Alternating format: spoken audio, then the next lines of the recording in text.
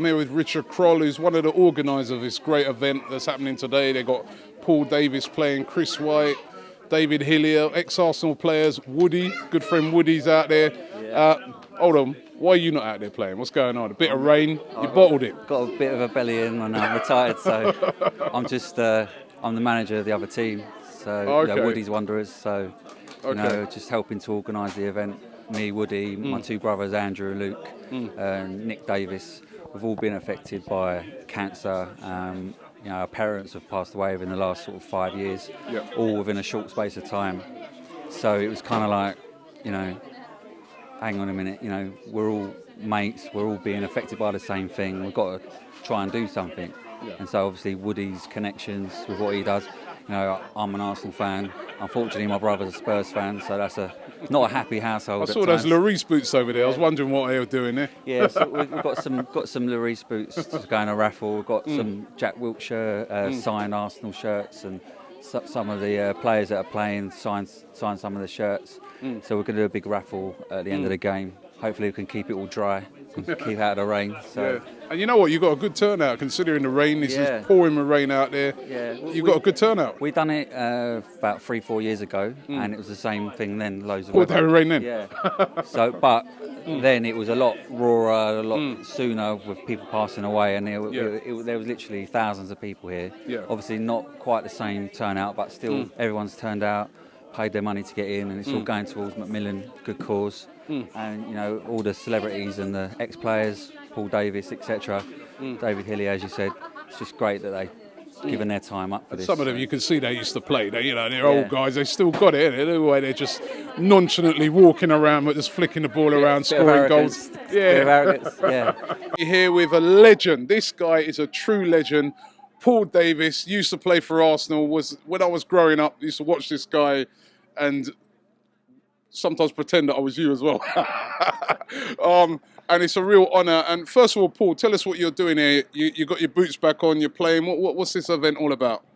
Well, thanks for your kind words there. It's just to really support Paul Woody. He's got a charity event going on here today over at Cockfosters, and he's tried it a couple of times, and we've had terrible weather the first time we did it, and today the weather's terrible again. But it's just a charity that he's involved in, and he's asked us to come down and support him. I don't live too far up the road, and it's just a great chance to support a good charity and a good guy as well. So I'm here.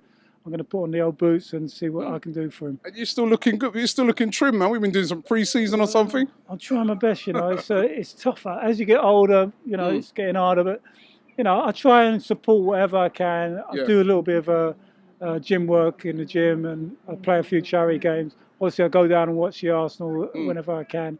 Not that keeps me fit, but it kind of keeps me mentally in tune with the game. And so, I'm still involved with the football. I do a lot for the PFA, the Professional Footballers Association, coaching. I'm fully qualified coach, and work with players, professional players who want to go on and do their coaching badges. So I'm still involved in the game. I'm still very much, keeping in tune with what's going on. So it's part of my life, really. And going back to those days, you was a regular for Arsenal. You won titles with Arsenal. You won the FA Cup with Arsenal. I mean, first of all, tell us about those days. You used to play with David Rocastle, and I mean, it must have been amazing days for you. Yeah, absolutely. I mean, even now, looking back on it, you get just as much pleasure looking back now as you did at the time.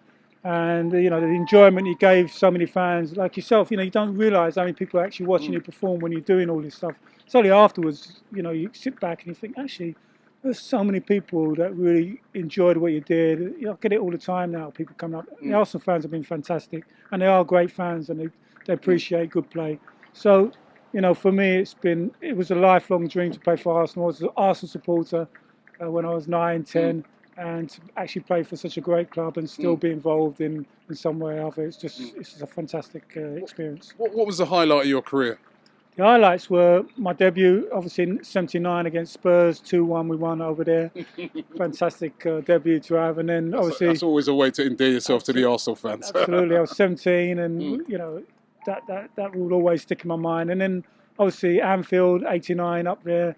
I didn't actually play in that game. I was injured, but I was there, travelled with the team. And then, Copenhagen, 1-0, Parma.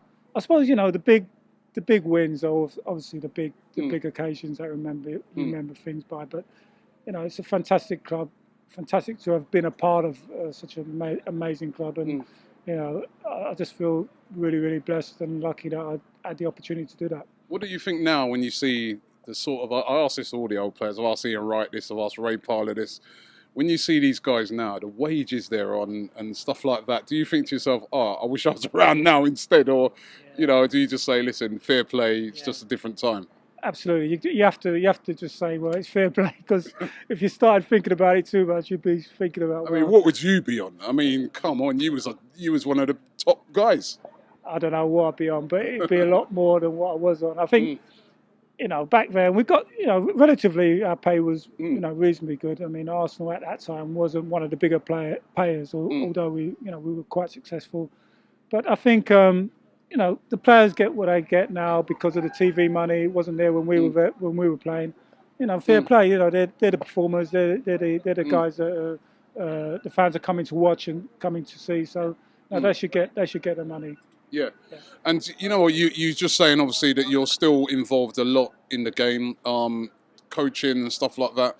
Never, I know that there was a time when you was thinking about management and stuff like that. Is that a regret that you never got into the management side of things? Not a regret. I think circumstances and situations happen and you make decisions, and I was quite happy to step out of that side of it. I'm happy with what I'm doing. I think I'm doing some good stuff in football coaching.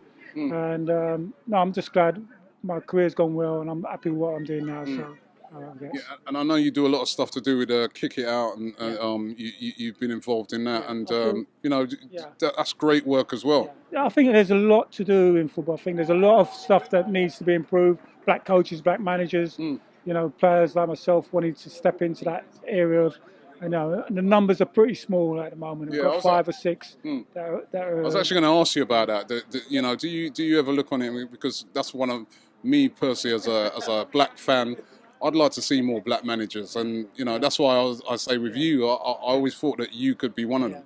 Well, definitely, I think that's an area that football really needs to look at, and some of my work is involved in that, encouraging black players to get their qualification, and also to encourage the associations, the football authorities to look at this situation, because it doesn't look right. The amount of black players coming out of the game to those actually going into management and coaching is very, very minimal. We have to ask ourselves why that is and try and adjust it. Just on a little side thing, I mean, the Emmanuel Frimpong thing recently over in Russia, where him getting racially abused and that, and you just think to yourself, should they really have got the World Cup, when things like that are still going on?